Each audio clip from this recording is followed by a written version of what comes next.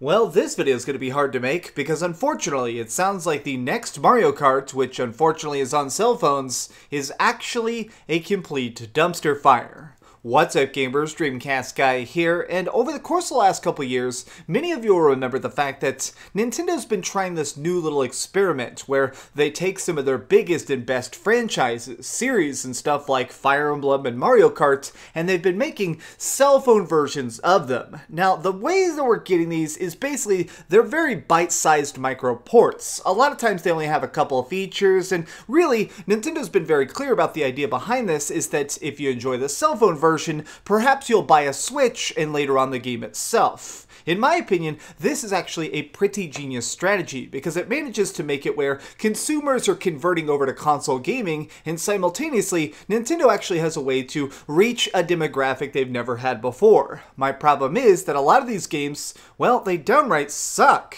Many of these games just have so many different monetization practices that are so brutal and so barbaric that you can't actually just enjoy the game without paying some sort of ridiculous fee. Now, when we heard about Mario Kart Tour, which is the cell phone game coming out here in just a bit, well, honestly, I actually had a lot of fears right off the bat. My biggest fear was the fact that it would be pay to win, or you'd have to do something crazy like pay just to actually go around the tracks, like a paying for gas system, and unfortunately, both of these are in the game.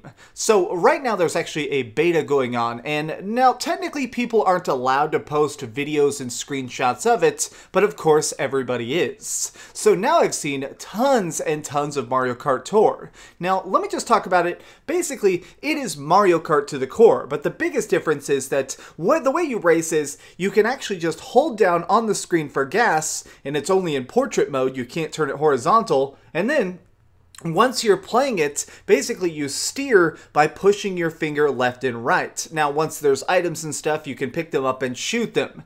In the races themselves, I will say that the game is surprisingly accurate. It's slower, but it's definitely Mario Kart. It's got the tracks, it's got a lot of nostalgia, and I'd say that the graphics themselves are actually pretty good for a mobile game.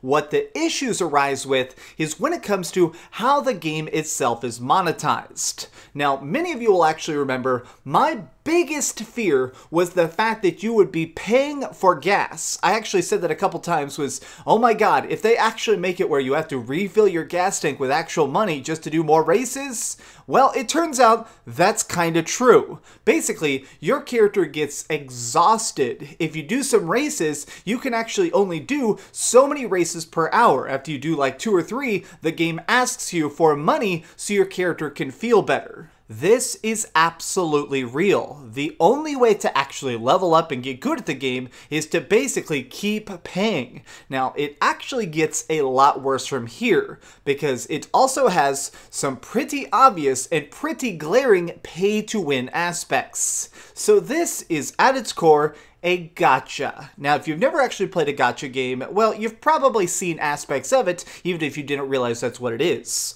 So these are very, very popular over in Japan, and a lot of times it's things where there is a random element of prizes in it, usually done by a roulette wheel or something. It's basically the idea of every single race or every single match, you get a random prize, and each of them have different values, different powers, different things that make them extra beneficial, and of course, everybody wants the rarest gachas. Now, getting more of these is part of the fun for some people. They call it pools. The idea behind this is that part of the thrill should just be, what am I going to pull next? What could it be? Well, my issue is that in this game, not all gachas are created equal. This is how you unlock additional characters, additional karts, additional gliders. But the thing is, some of them make your vehicle substantially better. Yes, you heard me correctly. If you get a good gacha pull in Mario Kart Tour, you can instantly win any race. You can actually get a vehicle that is so dramatically faster, it is not about skill anymore. You will just be so much stronger than the competition, you will be doing laps around them. People are already experiencing this in the beta and saying, oh yeah, I saw this guy get a good pull, and suddenly he was just blazing past me on the track. The only way I could keep up is if I bought some gachas with real money, that way I could get a good pull and hopefully win the next race. This to me is ridiculous and is completely across the line. I mean, Mario Kart in general is easily one of the most accessible franchises. In my opinion, it's actually one of the easiest things for kids to understand and stuff, because as the Mario Kart series goes on, they've been introducing things like auto steer, which actually keeps you in the center of the track, and auto gas. This is things that kids play a lot. My nephew and niece, actually, I play with them pretty often, and they love it because it is an ability to play a game that's not on cell phones in an easy way. So I feel like if they're going back to cell phones, why wouldn't you make this accessible? Why wouldn't you make it, I don't know, well, fun? Why wouldn't you make it easy to understand without being predatory in nature? Instead of actually making it where kids are going to have fun with this, adults are going to have fun with this, and people are going to have a cool way to play Mario Kart in their freaking pocket, instead, you made a game that, no freaking joke, is a money pit. You're trying to monetize it so hard, you're going to kill the game itself. I guarantee you, the #1 demographic of this isn't going to be Mario Kart fans, it's not going to be Nintendo fans, it's actually going to be gacha fans. There is a huge group of people over in Japan who actually like just the stochasticity, which is a giant word that actually just means randomness. They love the nature of not knowing what could come next in their game. Now, to them, I'm sure they're going to like the idea of winning or losing a race completely due to a roulette wheel, but to me, as a skill-based gamer, somebody who wants to practice and improve over time, I'm not even going to install this trash. What the heck, Nintendo? While this is disappointing, we do need to keep in mind that it is a beta, and perhaps this stuff could change before launch. That's actually part of the reason I'm making this video, is just because I'm really hoping that some of the Nintendo employees who follow me will actually hear our feedback and say, hey, we want to pay the game, we're okay actually giving over money to a good product, but this is not a good product. Thanks so much for watching, gamers. If you enjoyed this video, please give it a like, share with your friends, and subscribe if you haven't already. But do me the biggest favor of all and keep dreaming.